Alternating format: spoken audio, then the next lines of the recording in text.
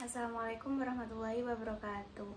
Nama saya Nurul Fatimah dari kelas 4E Manajemen dengan NIM 21031022126. Ini saya akan menjawab soal dari Ibu Wiwin selaku dosen pengampu mata kuliah pengantar ilmu filsafat. Yang pertama, etika. Etika adalah cabang utama filsafat yang mempelajari nilai atau kualitas yang menjadi studi mengenai standar dan nilai moral. Etika mencakup analisis dan menerapkan konsep seperti benar, salah, buruk, dan tanggung jawab. Nomor 2, metafisika. Metafisika adalah salah satu cabang filsafat yang mempelajari dan memahami mengenai segala sesuatu sehingga hal tertentu menjadi ada. Cabang filsafat ini berkaitan dengan proses analisis atas hakikat fundamental mengenai keberadaan dan realitas yang menyertai kajian mengenai metafisika. Umumnya berporos pada pertanyaan mendasar mengenai keberadaan dan sifat-sifat yang meliputi realitas yang dikaji. Nomor 3, estetika. Estetika adalah salah satu ilmu yang mempelajari segala sesuatu yang berkaitan dengan keindahan. Mempelajari semua aspek dari apa yang kita sebut keindahan.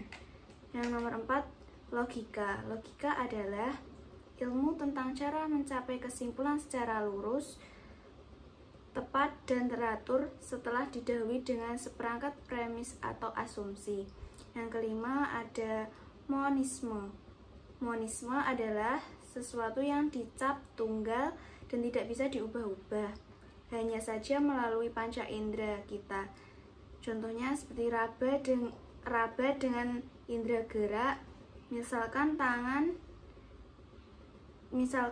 dan kaki, rasa dengan panca indera lidah, dengar dengan panca indera telinga, bau dengan indera hidung, cahaya dengan indera mata. Hal ini hal yang tunggal tidak bisa berubah dan maknanya akan tetap sama. Nomor 6, dualisme. Dualisme adalah segala sesuatu yang berlawanan dan sifatnya kekal. Hal ini adalah mutlak di dalam kehidupan dan hal tersebut bisa dibantah, tetapi kedua hal tersebut akan kembali kepada Tuhan, atau dengan kata lain Tuhan tidak ada lawannya. Misalkan saja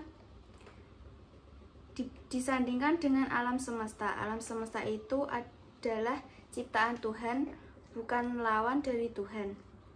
Yang ketujuh, pluralisme. Pluralisme adalah ajaran yang menganut pemahaman bahwa secara realitas asas masing-masing kelompok tidak berhubungan antara satu dengan yang lainnya.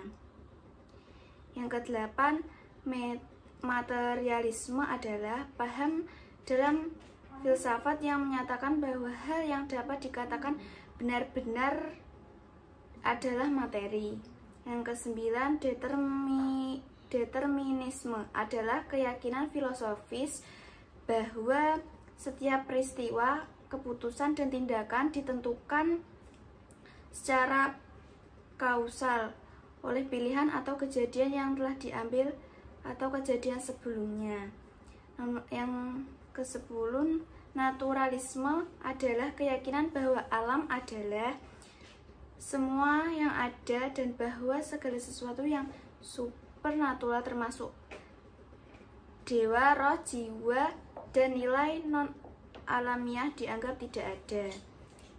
11, spiritualisme adalah sebentuk karakteristik dari sistem pemikiran maupun yang meyakini eksistensi dan realitas imaterial yang tak bisa diserap oleh indera.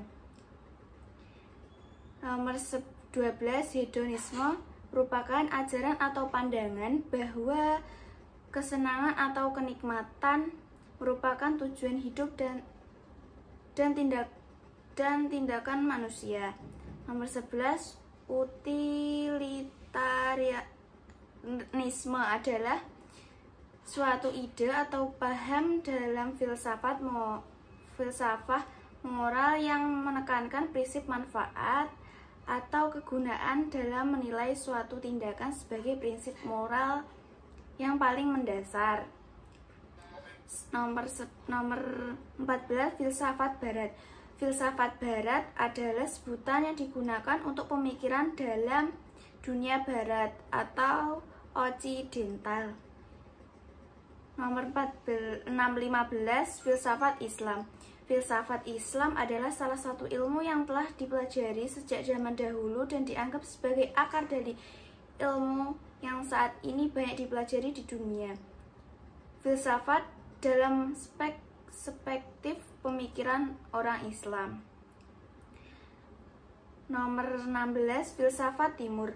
Filsafat Timur merupakan sebutan bagi pemikiran-pemikiran filosofis yang berasal dari dunia timur atau Asia seperti filsafat Tiongkok, filsafat India, filsafat Jepang, dan lain sebagainya.